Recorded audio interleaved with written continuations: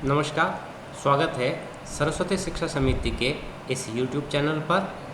आज हम कक्षा द्वादशी के विषय सूचना प्रौद्योगिकी एवं प्रोग्रामिंग विषय के लिए पाठ सॉर्टिंग उसका तीसरा भाग करने जा रहे हैं। इस तीसरे भाग के अंदर आज हम सीखेंगे बबल सॉर्टिंग। बबल सॉर्टिंग क्या है, बबल सॉर्टिंग कैसे काम करता है, उसका एल्गोरिदम क्या है तथा उसका प्रोग्राम कैसे वर्क करेगा।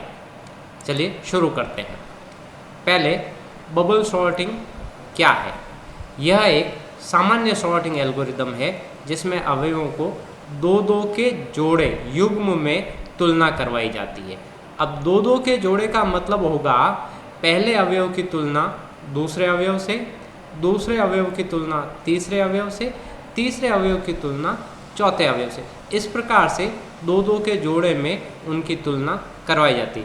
और यदि हमको लगता है कि पहला जो अवयव है वो दूसरे अवयव से बड़ा है तो उनको आपस में बदल दिया जाएगा, यानी उनको स्वैप करा दिया जाएगा, उनको एक्सचेंज कर दिया जाएगा।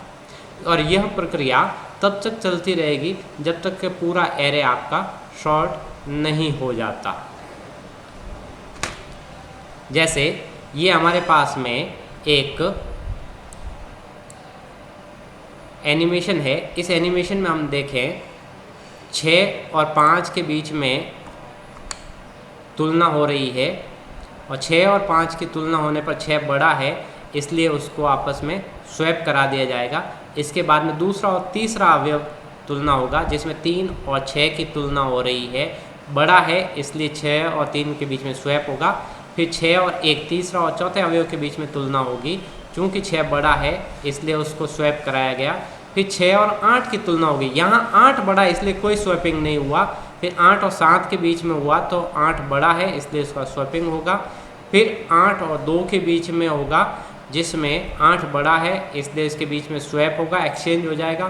फिर 8 और 4 के बीच में तुलना होगी तो यहाँ पर 8 जो है सबसे अंत में आ जाएगा और ये इस एरे की सबसे बड़ी संख्या है इसलिए यहाँ पर ये लॉक हो जाएगी।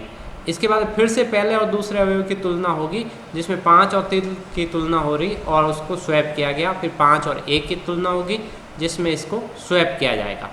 जब ये स्वैप होगा तो 1 आगे आएगा, 5 पीछे। फिर 5 और 6 अपनी जगह पर सही है, 6 और 7 अपनी जगह पर सही है, लेकिन 7 और 2 की तुलना होती है तो इनके बीच में स्वैप बनता है और वो 7 पीछे चला जाता है। फिर 7 और 4 की तुलना होती है तो 7 पीछे आ जाएगा, 4 आगे चला जाएगा। इस प्रकार से 7 दूसरी बड़ी संख्या है इसलिए वो अपनी जगह पर लॉक हो जाएगी। फिर वापस पहले और दूसरे अवयव की तुलना होगी। इस पहले और दूसरे अवयव की जब तुलना होगी तो इसके बीच में कोई स्वैपिंग नहीं हुई। फिर इस 5 और 6, फिर 6 और 2 के बीच में स्वैपिंग होगी। ये जब स्वैप होगा तो 2 आगे 6 पीछे। फिर 6 और 4 के बीच में तुलना होगी जिसको अपन पीछे ले जाएंगे और ये तीसरी बड़ी संख्या है। इस प्रकार से ये प्रक्रिया जब तक कि हमारा पूरा एरे जो है वो शॉर्ट नहीं हो जाता तब तक चलती रहती है। जैसे अभी ये 5 और 2 के बीच में तुलना हो रही है तो 2 आगे आएगा, 5 पीछे जाएगा।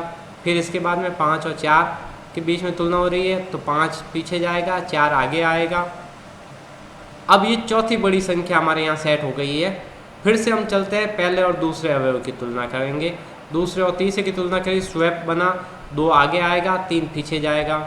फिर आगे चलते हैं हम, 3 और 4 की तुलना कराते हैं, ये अपनी जगह पर सही है तो 4। फिर 1 और 2 की तुलना करेंगे, अपनी जगह सही है। 2 और 3 की तुलना कराते हैं, अपनी जगह पर सही है।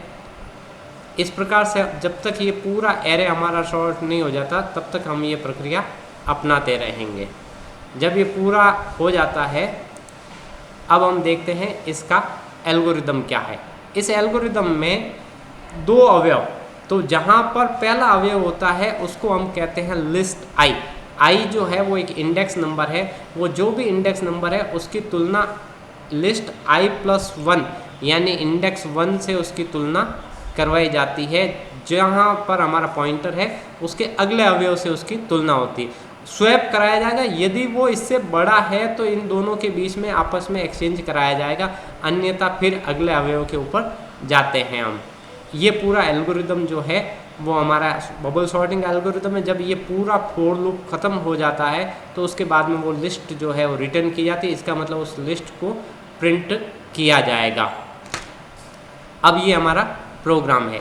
इस प्रोग्राम में हम ध्यान से देखेंगे तो इस प्रोग्राम में सबसे पहले हमने 2 हेडर फाइल्स लगाई है।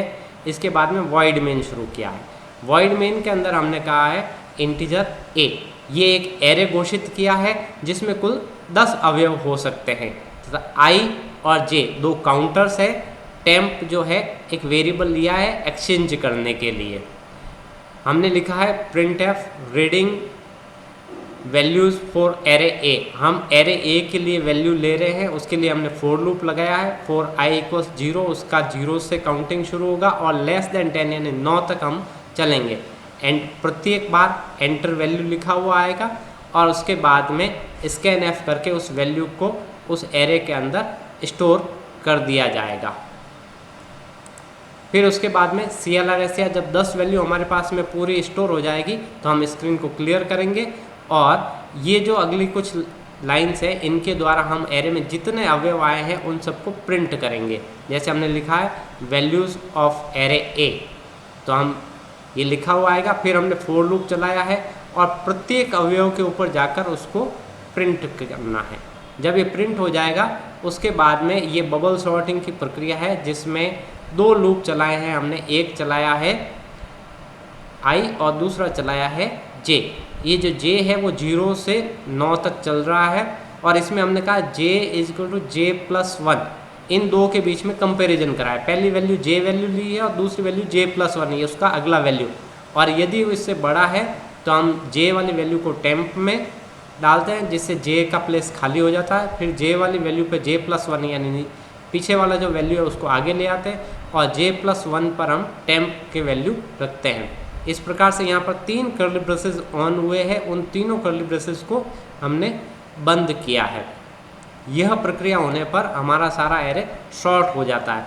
लेकिन एरे शॉर्ट हुआ या नहीं इसका आउटपुट देखने के लिए हम फिर से उस शॉर्टेड एरे को प्रिंट करने के लिए printf values of shorted array ऐसा मैसेज देते हुए हम इसको प्रिंट करते हैं। फॉर i = 0, i <10 और i++।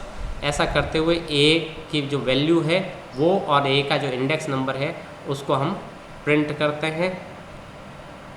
इसको हमें अपनी कॉपी में पूरा प्रोग्राम करना है तथा इसका आउटपुट जो है वो हमको बना कर लिखना है कि हमने कौन कौन सी वैल्यूज़ अंदर इनपुट की है और क्या क्या हमारा आउटपुट आएगा। धन्यवाद, नमस्कार। अगली बार फिर मिलेंगे अगली शॉर्टिंग के साथ।